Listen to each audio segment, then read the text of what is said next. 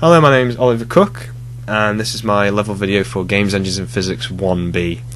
This is just me setting up the game with all the settings that I've used. I didn't want to leave anything to chance, so just in case something doesn't work, this should be the settings that I used. It's called Training 6 because that was the file name at the time. It isn't called Training 6. The level isn't called Training 6. I just wanted to get the video out as soon as I possibly could, so I wasn't struggling with doing a video like last day, because I hate stuff like that. The first thing we're actually going to see in the level is my custom mesh, which has had all the UVs laid out, which is on the CD, so you can see that they've been laid out properly. You are on red. And voice narration. Not so much narration, actually.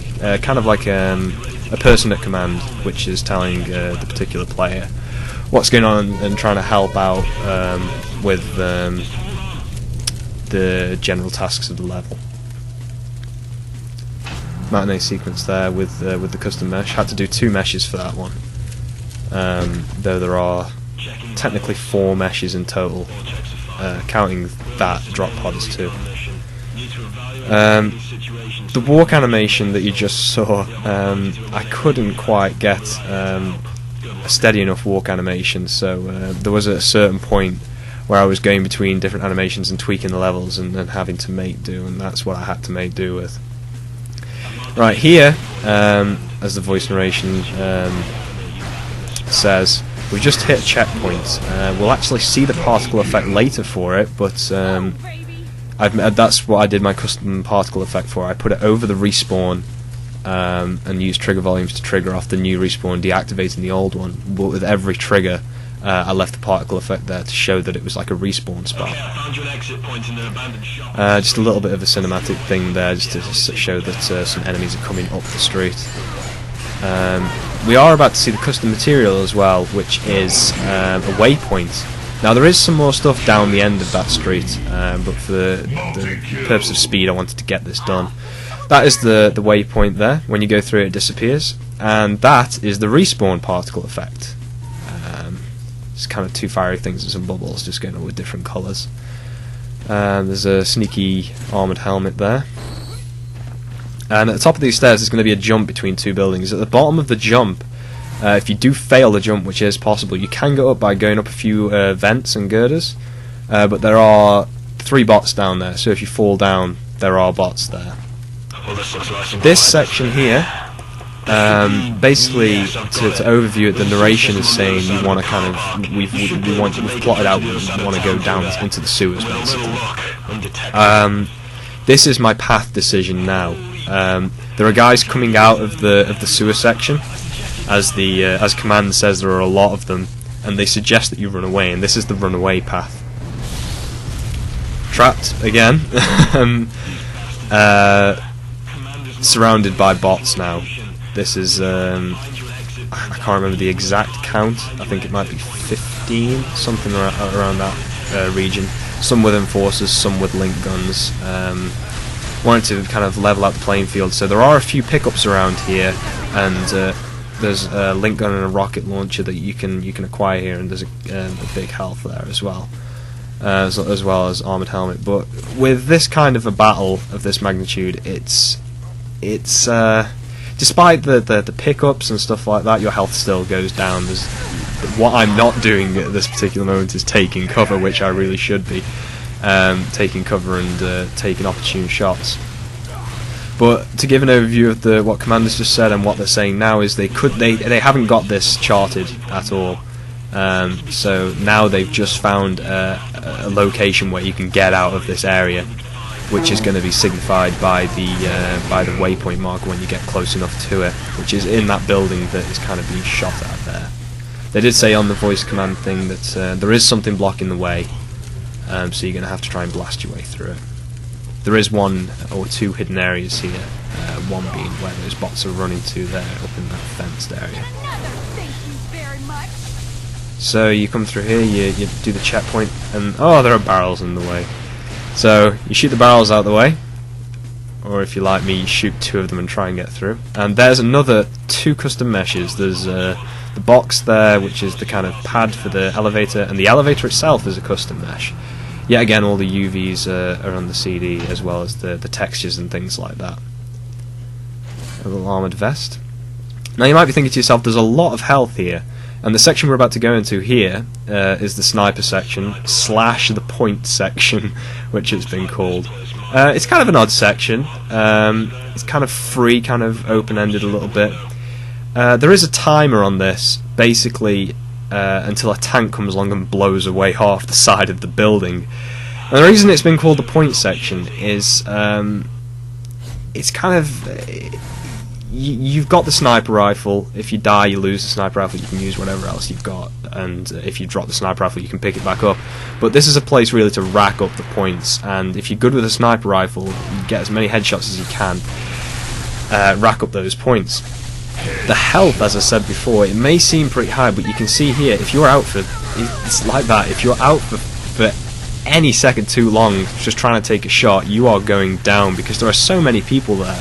So it's kind of a bit of a waiting game in some aspect of when to take your right shots, and just some precision shooting, basically. Nice little jump across to another section there, and there are the two custom meshes again. So this lift is going to take you down into pretty much the end run of the level. Commander's saying there that there's an area up ahead which we could use to scout out the surrounding area. We suggest that you go for it. So there's a little bit of firefight here. There's a respawn point inside this little section.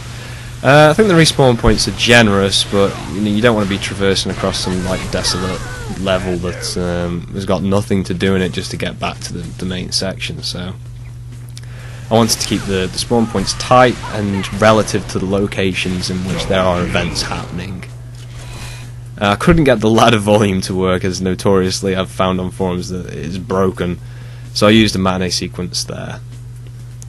Now I'm happy with this overall end sequence to a degree. I think cinematically it looks really nice. I used a lot of my old college film studies knowledge to get this one right with the lighting and things. But I think that particular shot there could have been a lot more epic. I wanted like lots of people coming over the hill, and I just couldn't quite get it, so it ended up as that. This is the second path run now. So before, as we ran away this time, there's an invulnerability there, which if you look closely on the cutscene you can see, and I've hidden it behind a car to kind of not let someone just, not let the general consensus be, oh, there's an invulnerability there, I'm just gonna kick everyone's ass kind of thing. I left it slightly in the shot, so if people see it, they're just like, wait a minute, what was that? And they're intrigued to go for it, and then it's when they find out it's on invulnerability, they're rewarded for it.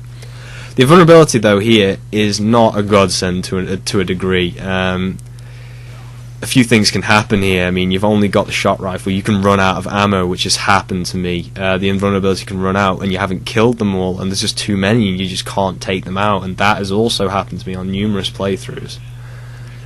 So in the sewer now, that first guy was meant to be some kind of guard person, so that's why he's turned the other way. Below the whole of this section there is a kill volume. It's also unlit at the bottom, so you're not quite sure what is down there. As opposed to the tops, like the surface side, this is a lot tighter to a degree, a lot more enclosed spaces. There's about the same amount of bots in total, but obviously you're fighting them incrementally, sorry. But the fewer amount of bots with the enclosed spaces make it just as deadly as having a lot of bots in an outdoor space. So that's how I kind of traded off those two sections. There's an outdoor space with a lot of bots, and there's an indoor space with the same amount of bots, but in increments, in smaller spaces where fighting is a lot more deadly. Especially with these shot rifles, the bots really know how to take people down with them. The Berserk here is for the end room, which yet again is not so much of a godsend. It's certainly useful, but still you die very easily. Yet again, though, the spawn point is there to get you straight back into the action as quick as possible. There is a bit of like travelling here, but you can't put a spawn point everywhere. You just can't. This is also mainly down to how bad I am at UT. I'm not great at UT whatsoever. I'm sure a more experienced player or just a better dexterity player would be able to pummel through this as I struggle to some extent. So at the end of this section, there's the old matinee sequence steps again, which place you directly into the room where you would have shot the barrels through. Straight onto the sniper section and the slash point section. You can shoot those barrels, and you can go around and pick up all the weapons that were in there. No enemies, of course. But you can't, obviously, trigger the volumes for the other cutscenes for the other path. Okay, thanks for watching.